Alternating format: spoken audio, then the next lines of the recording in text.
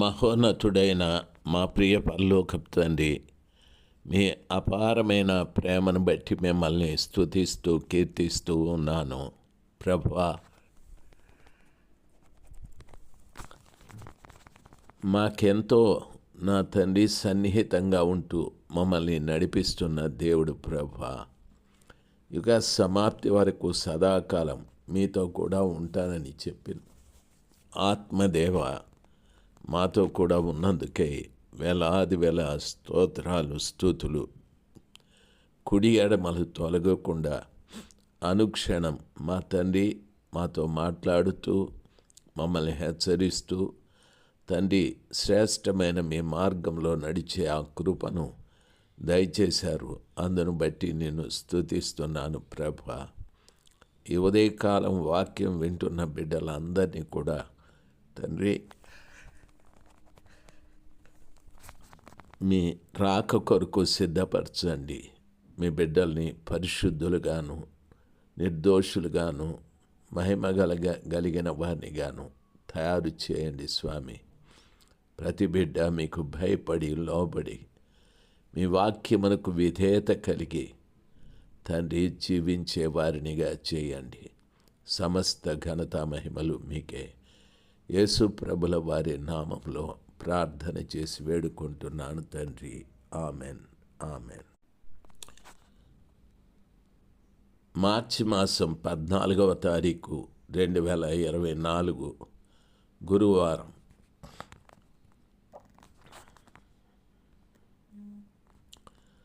ప్రియులారా, 2వ రాజుల గ్రంథము 5వ అధ్యాయము 3వ వచనం. ఇజ్రాయేలు దేశము నుండి చెర తీసుకొని వచ్చినటువంటి ఒక చిన్నది, అది షోమ్రోనులో ఉన్న ప్రవక్త దగ్గర నా ఏలినవాడు ఉండవలెనని నేను ఎంతో కోరుచున్నాను. అతడు నా ఏలిన వానికి కలిగిన కుష్ఠరోగమును బాగు చేయనని తన యజమానురాలతో అనెను.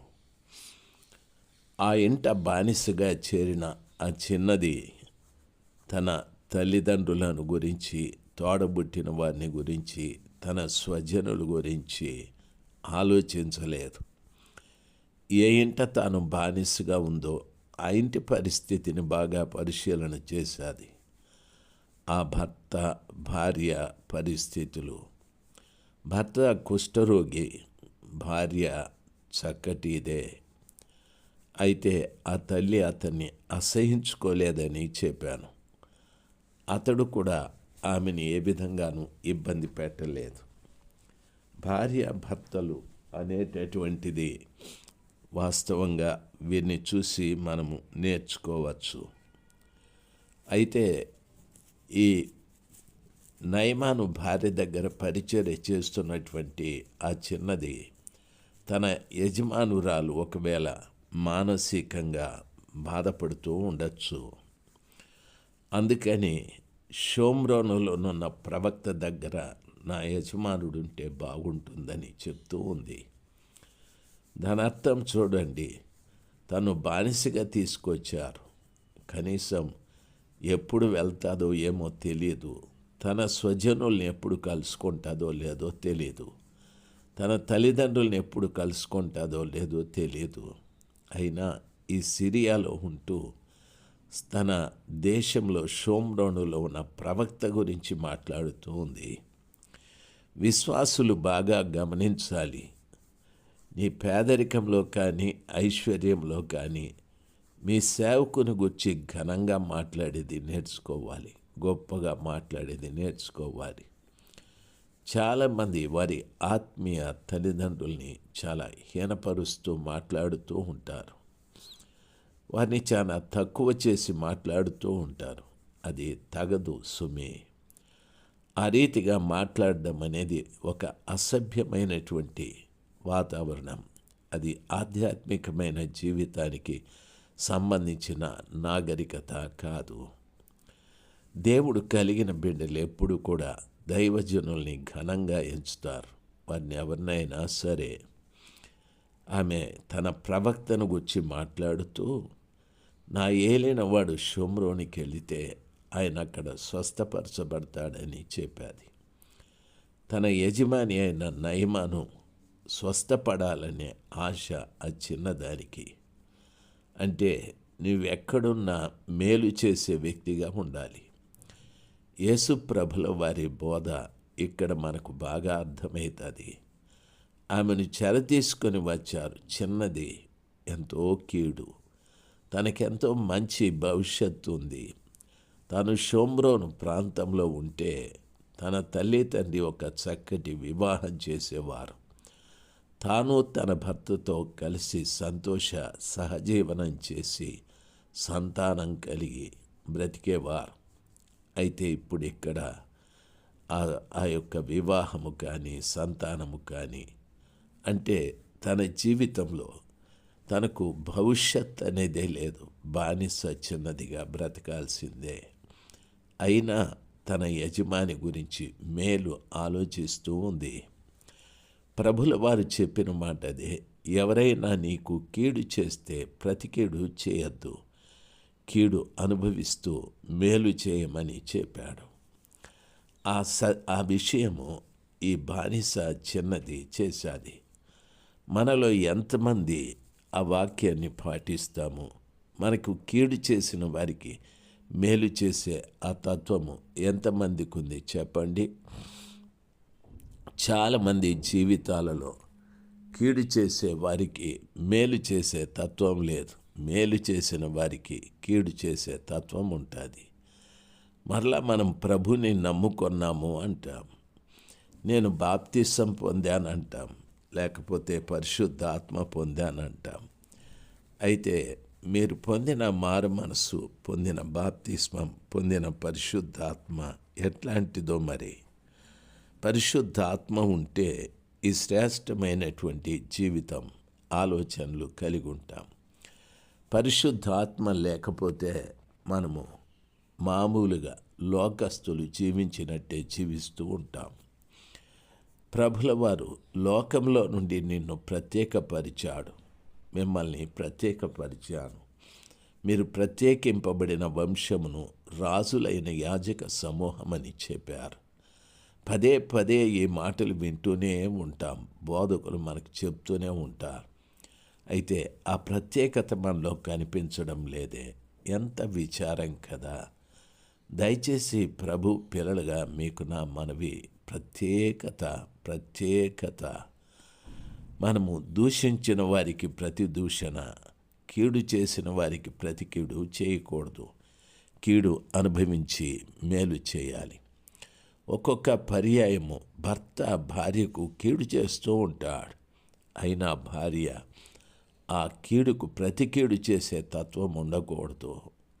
చాలామంది భార్యలు భర్తల్ని చాలా హింసిస్తూ ఉంటారు మానసికంగా.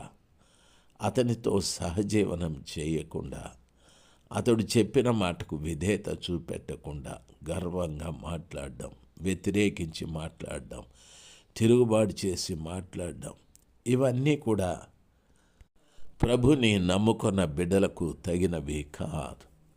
ప్రభు పిల్లలుగా మీకు నా మనవి, సర్వశక్తిమంతుడైనటువంటి దేవుడు మిమ్మల్ని ప్రేమించాడు. లోకంలో అందరికంటే ఎక్కువగా ప్రేమించి, లోకం నుండి ప్రత్యేకపరిచి ఒక శ్రేష్టమైన జీవితాన్ని జీవించమని ప్రభుల వారు సెలవిచ్చారు. ఆ మాటను మీరు గమనిస్తారా? ప్రియులారా, గమనించాలి. కుటుంబాలలో ముఖ్యంగా భార్య భర్త కీడు చేసుకునే వారుగా ఉండకూడదు. కొంతమంది భార్యలు భర్త గురించి ఎప్పుడూ చెడుగా చెప్తూనే ఉంటారు. చాలా తప్పు చేస్తున్నారమ్మా. ఇక్కడ మీకు జరిగిపోవచ్చు, కానీ దేవుని రాజ్యంలోకి అస్సలు మిమ్మల్ని రానివ్వరు. ఎందుకంటే ఒకరిని గురించి ఎప్పుడూ చెడుగా మాట్లాడకూడదు. కొంతమంది పురుషులు భార్యల గురించి ఎప్పుడూ చెడుగా చెప్తూనే ఉంటారు. వారికి కూడా నా హెచ్చరిక, మీ భార్య గురించి ఎప్పుడు చెడుగా ఎవరితోనూ మాట్లాడకూడదు. దయచేసి గమనించాలి. భార్య అందరినీ వదిలిపెట్టి నీ దగ్గరికి వచ్చాది. ఆమెని ఎలాగా చూసుకోవాలో తెలుసా? నిన్ను నీ శరీరాన్ని నీవెలాగ ప్రేమించుకుంటావో నీ భార్యని అలాగ ప్రేమించాలి.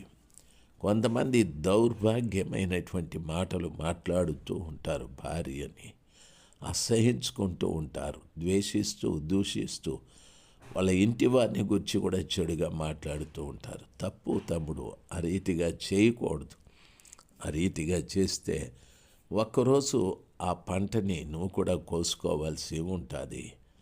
దయచేసి గమనించాల్సింది, ప్రభువు పిల్లలుగా మీకు నా మనవి, ఆ చిన్నది తన యజమానుడు తను చెర తీసుకొని వచ్చిన చెరలో తానున్నప్పటికీ, అంటే దాని అర్థం ఒక బానిస పిల్లగా తానున్నప్పటికీ యజమాని యొక్క క్షేమాన్ని కోరాది. అమ్మతో చెప్తుంది, అమ్మ, నా యజమానుడు షోమ్రోను పట్టణంలో ఉన్న ప్రవక్త దగ్గరికి వెళితే బాగుపడతాడని. ఆ చిన్నది చెప్పిన మాటలు యజమానురాలు విన్నది.